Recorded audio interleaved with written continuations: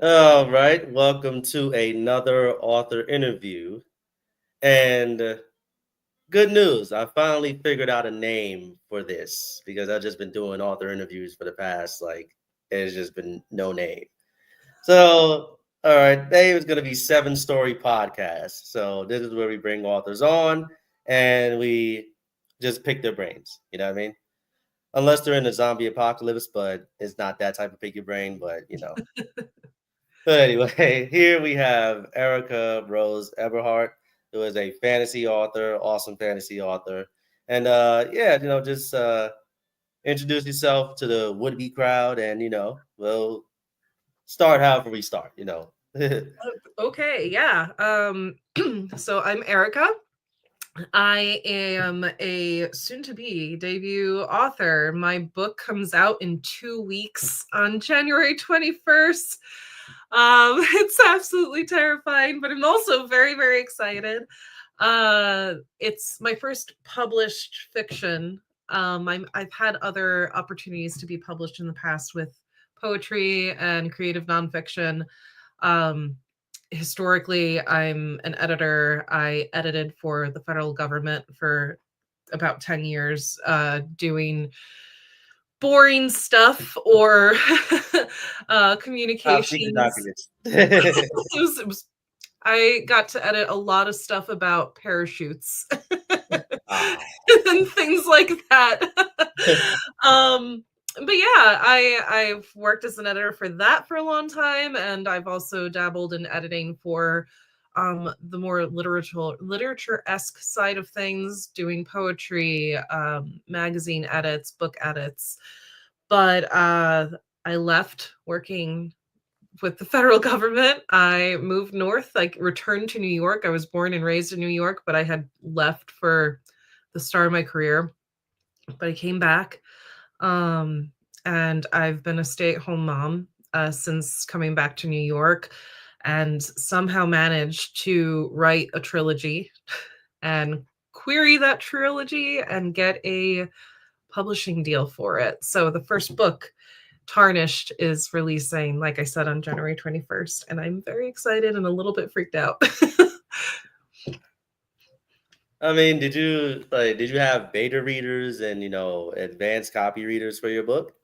Yeah. I have a tendency to go through about 2 rounds of beta reading with my books. And for Tarnished, I want to say I probably had a good 25 different people read it while it was progressing through edits.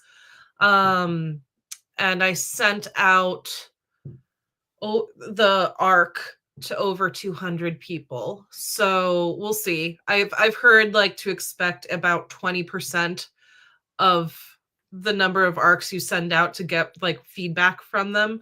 And I think I have like about 40, which is about 20% right now.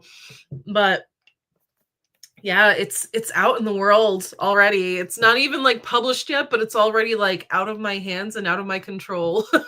Yeah, you'll be fine. Don't worry about it. I mean, you said you got beta readers. That's so you're fine. Some of us have to go out and buy book reviews and stuff like that. But hey, look. Well, yeah, you got beta readers. People have seen it. They like it. So you're fine. Trust me. You're good. You're good. All that's left is marketing. Yeah. Yeah, the marketing is definitely like I've been on the creative side of like social media content where like I'm witnessing people build comms plans and things like that for like government stuff, which is like kind of a very like different more serious tone than promoting for a fantasy novel. And I've been using a lot of that because I'm like, all right, I'm gonna sit down, I'm gonna draft emails and draft what I'm going to say on social media. So all I have to do the day of is just copy and paste. And I Right, don't have to right, be thinking of stuff like on the fly. I can just get it out there. But right. it's a lot of work. It's a lot of work. Oh yeah. Oh man. Yeah. some people are made for the marketing, and some people are just not. Yeah. I'm just not. So I just I it's like I have books out, but no, I'm not a marketer. Like I just, sometimes it's just like I'm not that person. Yeah, I'm yeah, just not like yeah. I'm like I'm definitely threading the needle. Like some days I'm like, "Yes, I'm so good at this." And then like that lasts for a very brief period of time and then I'm just like, "I yeah. don't want to do this anymore." Oh my god. I mean, some days it's like, oh wow, somebody actually responded. And the other days it's just like, yeah, who cares? All right, I'm just look, I got bills to pay, like I gotta go to work. So like that's Yeah. just what the day is. But I mean, speaking of, just in general, like this part right here, just, interacting with other authors and just like, you know, hearing about other people's experiences, that's the kind of fun part, for me personally here. So, what inspired your first, novel? Tarnished, right? Yes, yeah. Okay. So what inspired Tarnish, So, kind of two things. I have played Dungeons and Dragons, and prior to becoming a mom, I was playing it much more regularly. Now I don't have the attention span or the energy to do 4-hour plus gaming sessions.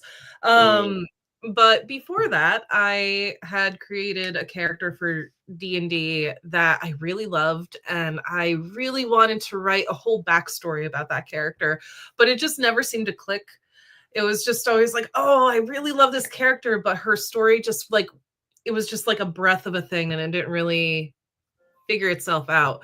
Um, but 3 years ago, on the night of Christmas, actually, it was like everything was done. We were doing our annual Lord of the Rings marathon.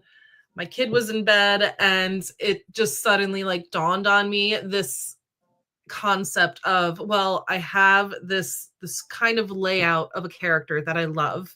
What if I took that character and I wrote a story that gave me the same feeling I have when I watched the, I don't know what year it was, but it's an 80s movie, Lady Hawk. I wanted that vibe. I don't know if you're familiar with Lady Hawk. I don't think it was very popular. nah. It has a really young Matthew Broderick in it and Michelle Pfeiffer. Um, but the whole really horrendous 80s like music too. But the whole idea is just like this kind of knightly figure and this kind of like princess-esque figure, and they're cursed and they are doing everything in their power to save the other person. And I love that feeling. And I was like, I want that in a story, but I want it to be sapphic. I want the knight to be female. I want the princess to be, female. I want a woman saving a woman, and in turn, they both save each other.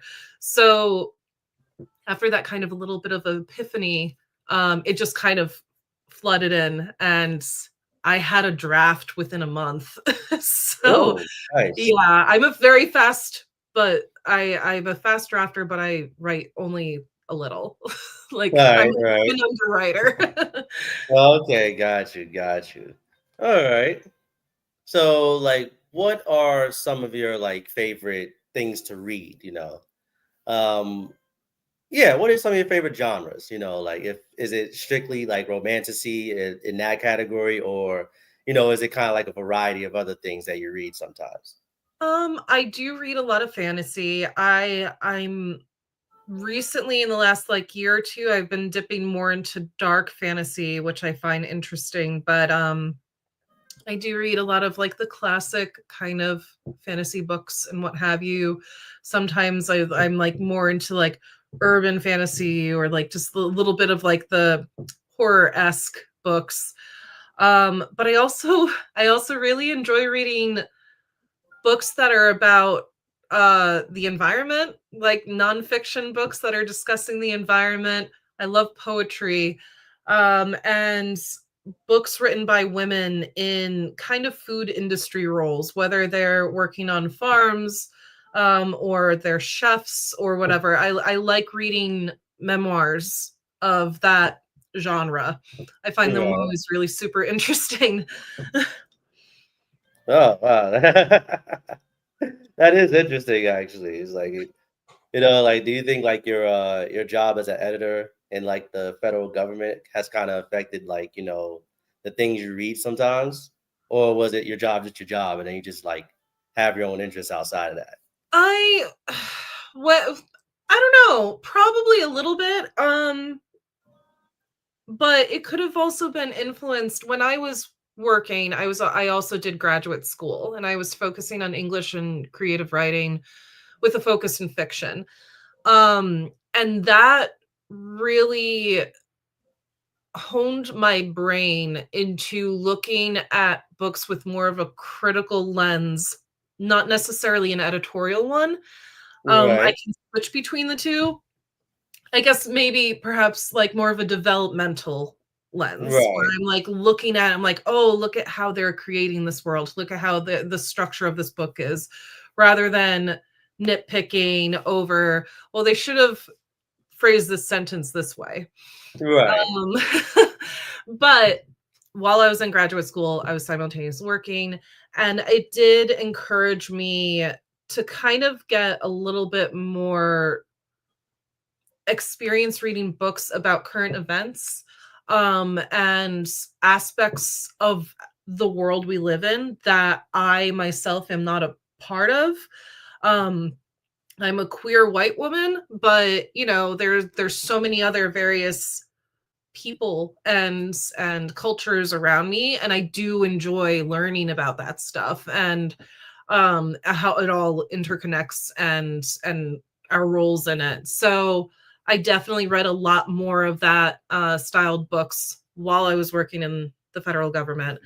Less so in recent years, but that I think is more so because I've been very stressed with everything going on in the world.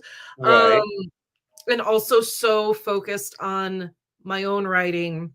And I really struggle to pleasure read when I'm writing or editing. I can't do it. So Right. when I do have that free time, I'm like, I just want, a happy romantasy. Like, I don't want to really hurt my brain too much right now. I just want to glide through Right. a story that makes me happy. So yeah, in the most recent period of time, I haven't done as much reading as I would like. And that's Right. one of the things I'm like looking forward to when my trilogy is done, is like I have stacks of books behind me and I cannot wait to just like fly through so many of them. Oh my God. You sound like a fast reader. Like I can be. ah, Sometimes not so okay. much. Okay, got you, got you. So like I wanted to touch on a point that you made, like when you are reading a story, you look through it from a more critical instead of an analytical lens. So like how do you know like when you're reading a story that, oh yeah, this is gonna be a good one versus like, oh boy, this is gonna hurt, It's when I stop thinking critically, I think. If I'm reading a story and it captures my attention so deeply that I forget everything around me and I'm no longer looking at it with like a critical lens. If I'm just so enraptured with the book that that's all I'm focused on, that's a good sign to me. And also if because sometimes I will like have a hate read occasionally where I'm just like so focused on it because I hate the characters, but that is so rare. But the other sign to me is if I put that book down and like, I'm like, okay, I got to put it down. I'm going to bed. And the next morning I wake up and I am just like itching to continue reading. And through the day, I keep thinking about those characters and thinking about what's going to happen next. Usually when I have that experience with a book, um, I call it a reader hangover. By the time I'm done, I'm just like, I can't pick up another book for a couple days because I'm just like stuck still on what I just read. And it's like, I know I just want to sit with it for a little bit and recover from that book before I pick up something else. Right. Nice. Nice. So like, oh yeah, I see this like sometimes on like Bookstagram. If you're on it, about books that people DNF, as in like do not finish. Yeah. So how do you like? I would like take me through that. Like, have you ever had a book where you're just like, yeah, no, that's it, it's I done. oh, there's a few books that like in recent years I have a tendency to I think my since graduate school, the side that really just am like, nope, I hate it, it's done, and I close it and throw it away, like that part has been silenced. And if I'm not totally enjoying a book, I will keep reading it, but like it goes to the critical lens. I read it and I'm thinking the whole time, I'm like, gosh, this whole section could be cut out. This character is not like being consistent. Like I'm like reading it critically. So then when I'm done, I don't feel like I necessarily wasted my time, but I will take the book and put it in a donation pile. I I that's the one thing that in the last few years I'm like I live in a very small space. I own a lot of books and I keep wanting to buy more. I do not have the room on my shelves for mediocre books or books that even if they're not mediocre, they're just like maybe not my vibe. Like it's like, okay, I can see this is a decent book, but it's not for me. I want it to go and live a happy life on someone's shelf who will appreciate it. So like if I Right, know I won't read it a second time, I stick it in the pile and I donate it and I hope all the books find their forever homes outside of mine. right. Wow, like, I mean, I don't know. Personally, like, I don't know. I can't read a book. No, the only books I can read twice are like, nonfiction books. Like if Mhm. they're like about like a subject like philosophy or self-improvement or things like that. Yeah, Yeah. like you'll read it again a couple years later just to see like the different perspective, read it from a different lens. But Yeah. if it's like a fantasy book, like to read it twice, I'm just like, I don't know. Like I'm kind of like I'll read it once, even if it's good. Like, oh yeah, this Yeah. is the best series I ever read, but I'm still gonna read it once. Yeah. I don't Yeah. know. I agree with you on the nonfiction. I have a tendency to return to it and reread it and kind of like sit with it in different parts of my life and see how it applies then. Or reference it in conversation and stuff like that. But for fantasy, I don't know, there's some books that I'm just like I cling to them like they mean so much to me and I like want the idea like I want to read them again. I bet you more than half of those I haven't read a second time. But like I still want to for Yeah. some. And then for others I get a little scared cuz if I like really love the book, I'm worried if I read it again after all this time has passed, I'm gonna be like, "Oh, this actually isn't that good." Like, Ah, okay. and I don't This want is that to like, happen. I want to cherish my happy memories with it. yeah, like no time is as good as the first time, like Yeah. because if you read it a second time, it's like, oh yeah, I know what happens. Yes. It's Yeah. like it takes the suspense, it takes all the original emotion out of it. Yeah. And that's I'll like with totally the reading hangover. You're done with the book and you're like, wow, that was such an amazing book. I loved it so much. And then it's like, oh, I can never have that first experience of reading it again. Like get it. Yeah. you have to like kind of mourn that it's over. Yeah. It's funny. It's like movies you can watch over and over again, but like Yeah. for some reason books you can't like it's harder to do that with books. Mhm. Like Yeah. if you love the Harry Potter series, you could watch it over and over again. Like, oh yeah, I'll watch it every summer. We watch it every year. But Yeah. the book is like, yeah, I read it once, and I know what happens in it.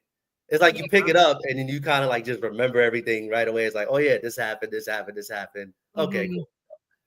But like, okay, so what's one thing about writing in general or drafting that just like drives you up the wall? That's just like it just gives you gray hairs prematurely, and then you got to go to the bathroom and just like pluck those out because writing related stress. Like, Um, I struggle really badly with the next step.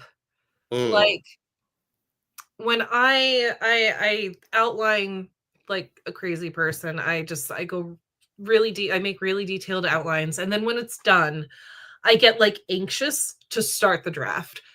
But always when I start it, I get immediately hooked. I fly through it. I love it. And then comes the next step, like editing it and prepping it for beta readers. And I'm filled with dread. And I'm like, oh God, this is going to suck. I'm going to be like, I'm going to go into this and I'm going to realize it's really bad. Like, it's not as good as I remember. And then I'll start editing it. And again, I'll love it. So every time there's a next step, I kind of get that like hesitancy and like this Yeah, anxiousness. I And got you. every single time, if I just force myself to just start, I always end up enjoying the step that I'm like preventing myself from doing. Like right now I'm actively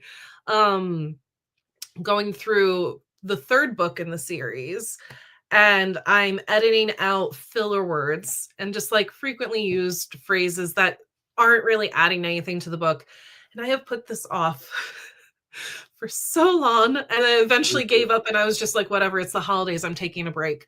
But I've put it off, I've dreaded it, and then I started working on it today and I'm actually having a blast. Like I'm just Hey, so happy, like going through, I have my little checklist and I'm knocking off words that I've gone through, and like I'm enjoying it. So, and I know that I do this, and yet every time I'm hesitant, I'm just like, ah, like, right.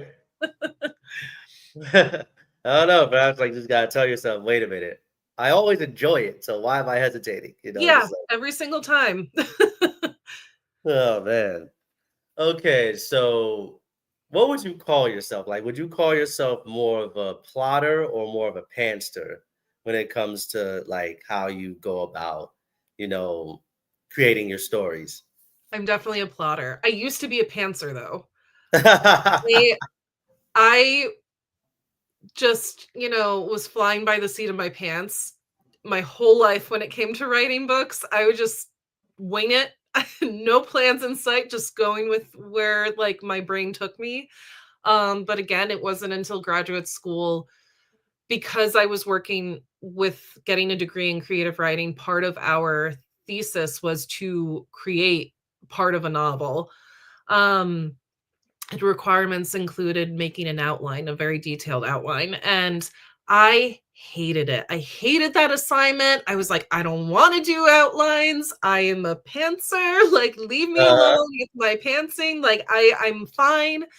But then we did the outline and it actually helped. And I begrudgingly converted, just like, yeah, now I'm a plotter and I'm stupidly detailed. I have a new notebook for every book that I write.